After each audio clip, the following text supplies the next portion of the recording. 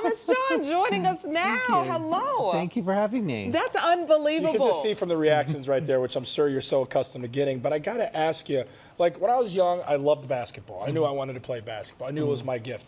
How do you recognize that you possess such a unique and special gift? Yeah, you know, it definitely takes stages. I mean, I think when I was little, I definitely knew something was different about me, but I didn't really understand it, I don't think. And then by the time I was in school, I kind of remember understanding, wow, I really, there's something I'm experiencing that other people aren't. But it really wasn't until my late teens, early 20s that I ever heard the term psychic or medium, or I really connected that that's really what I was experiencing. So just explain it to people, because you have so many different kinds, and I mean, from tarot card reading to people who get it, fortune tellers, like what can you do? What are your abilities? So I'm a medium, so I really communicate with the spirit world, and I get messages from loved ones, spirit guides that want to guide people and communicate with people. So oh my gosh. that's basically what I do, and I'm able to connect with them and tell the person they're around them or a message that they have, and that's basically how it is. I'd say that would be my I feel like focus. you're reading us. Stop looking into my eyes. Don't look Thomas, into my what's the eyes. most common request that you get from people? What do they want to know? You know, really just that they want to know if their loved ones are okay. So if they've lost somebody, a lot of times if they didn't get to say goodbye at the end, or they're confused about why the person passed or what happened, or even if they did get to say goodbye and they just want to have a connection or conversation, it's nice for people to know that their grandmother knows about their wedding, or their mother knows about their new baby, or things like that. So how do you know when to read someone and when not to? Like if someone's ready to hear what you have to say, do you just speak when you feel the urge? I mean, for me, it's really something that I feel like I'm sort of always tuned into to a degree.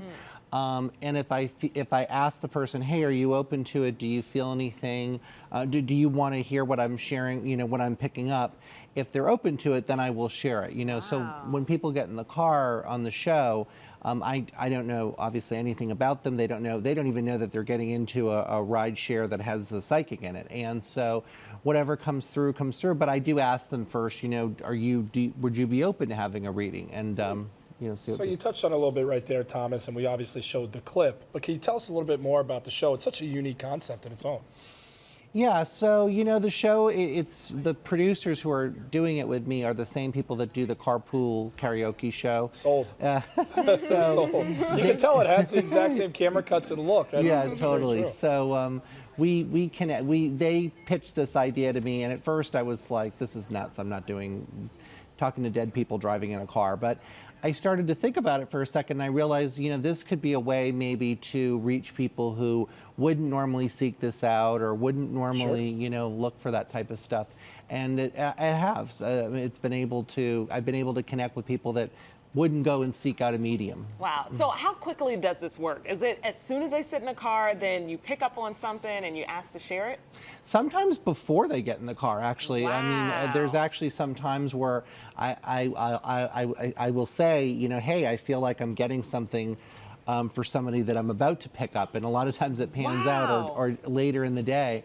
So sometimes I'll even get feelings before I even pick the person up. But usually as soon as they get in the car, if I'm going to read them, I can kind of feel things. Sometimes it takes a second. It just really depends. That's deep. That goes to show you everything happens for a reason. Right. That's deep. Absolutely. Thomas, really quick, can you tell us the event that you got going on this Friday?